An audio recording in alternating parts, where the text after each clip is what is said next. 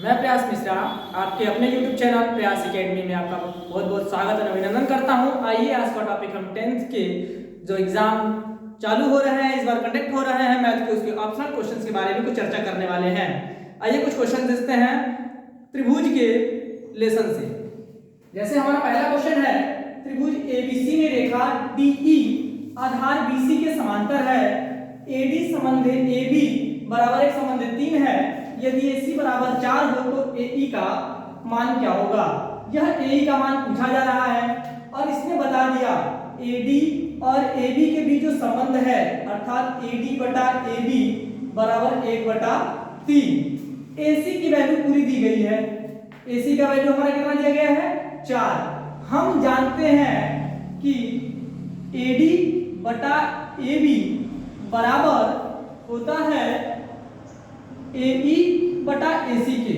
यह आपको प्रमेय से है और आप लोग इस पे ध्यान दीजिएगा। क्वेश्चन बहुत ही आसान तरीके से हो जाएगा, लेकिन बात यह है कि आपको प्रमेय थोड़ा याद करना होगा।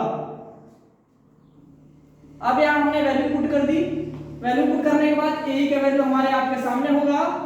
यह 4 इधर चला जाएगा, 4/3। ये हमारा आंसर निकल के आ गया। दूसरा क्वेश्चन देखते हैं। कह रहा है कि चित्र में AD कोण BAC की समद्विभाजक है तथा AB बराबर 6 सेंटीमीटर, AC बराबर 5 सेंटीमीटर तथा BD बराबर 3 सेंटीमीटर हो तो DC का मान ज्ञात कीजिए। यह 6 सेंटीमीटर दिया है, ये 5 सेंटीमीटर, ये 3 सेंटीमीटर दिया है और DC की वैल्यू पूछ रहा है आपसे, इसका मान क्या होगा? हमने आपसे बताया कि प्रमेय के आधार पर हम लोग काम कर रहे हैं। प्रमेय कहता है कि अगर कोई कोण समद्विभाजक हो रहा है तो वो दोनों त्रिभुजों को दो हिस्से में बराबर भागों में विभाजित करेगा। अर्थात AB बटा BD बराबर AC बटा CD। अब चूंकि हमारी जो वैल्यू दी गई है सबका मान बताया गया है। AB की वैल्यू 6 है, BD की वैल्यू 3 दी गई है, AC की वैल्यू हमारी दी गई है 5 और CD की वैल्यू पूछा जा रहा है, यानी कि DC की वैल्यू पूछा जा रहा है हमसे। DC की वैल्यू निकालना चाहें तो यहाँ DC इक्वल टू, अब यहाँ चूंकि वैल्यू देख रहे हैं 6/3 का इनका अनुपात दिया गया है, 5 यहाँ दिया गया है। इसको विभाजित करना चाहें तो 3 में 3, 3 दूनी 6। DC इधर चलाएगा तो DC इक्वल टू 5/2, यानी कि आंसर होता है 2.5। सॉरी, DC की वैल्यू कितनी निकल के आई? 2.5। ये सेंटीमीटर में है, ये भी किसमें आएगा? सेंटीमीटर में। आया समझ में? आगे आते हैं।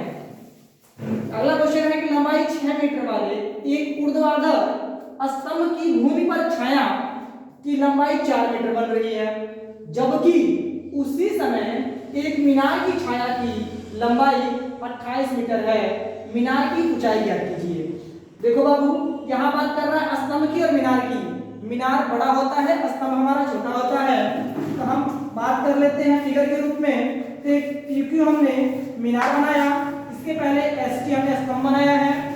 ST की जो छाया पड़ रही है वो 4 मीटर की है और PQ जो मीनार की छाया है वो 28 मीटर की पड़ रही है।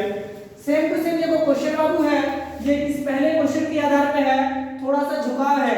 इस पे आप त्रिकोणमिति में मत लेके चले जाना, क्योंकि देखने के हिसाब से ये ट्रिग्नोमेट्री जैसे क्वेश्चंस लग रहे हैं, लेकिन ये ट्रिग्नोमेट्री का क्वेश्चन नहीं है। यहाँ देखते हैं, सेम टू सेम इसी के अनुपात में ये भी क्वेश्चन काम करता है। होता क्या है कि PQ बटा ST बराबर हो जाता है हमारा QR बटा QT। अब देखो PQ की जो बात कर रहे हैं, PQ की वैल्यू हमको निकालनी है और हमको पता नहीं है। ST की वैल्यू हमको पता है 6 सेंटीमीटर दिया गया, 6 मीटर सॉरी। QR की जो वैल्यू दी गई है वो 28 मीटर है और QT की जो वैल्यू है वो 4 मीटर दिया गया है। यहाँ से क्वेश्चन को सॉल्व करते हैं। 4 का में 4, 4 7 28, 7 का 6 में गुणा कर देंगे तो जो PQ की हमारी वैल्यू निकल के आएगी, PQ इक्वल टू 7 के 42। PQ की वैल्यू 42, यानी कि आंसर हमारा हो जाएगा 42 मीटर। ये तीसरा क्वेश्चन हो गया। अगले क्वेश्चन की तरफ इंडिकेट करते हैं। चौथा क्वेश्चन कह रहा है कि दो समरूप त्रिभुजों की भुजाएं 4/9 के अनुपात में है। इन त्रिभुज के क्षेत्रफल का अनुपात होगा। दो त्रिभुजों की बात कर रहा है और समरूप त्रिभुज की बात कर रहा है और इनके क्षेत्रफल का अनुपात पूछ रहा है। बाबू फॉर्मूला होता है समरूप त्रिभुज 1 का क्षेत्रफल बटा समरूप त्रिभुज 2 का क्षेत्रफल, यानी कि समरूप त्रिभुजों का क्षेत्रफल का अनुपात बराबर होता है उनकी भुजाओं के वर्ग के अनुपात के। तो यहाँ हम फॉर्मूले मिलाते हैं तो हमारी जो पहले त्रिभुज की जो भुजा दे रही है 4 = 9 और इसी पे हम इनका वैल्यू रख के पुट करके इनका वर्ग कर देंगे तो जो हमारी अगली वैल्यू निकल के आएगी 16/81, यानी कि जो इनका अनुपात निकल के आएगा 16:81। ये हमारा होगा आंसर। आशा है कि आपको ये क्वेश्चन समझ में आया होगा। धन्यवाद।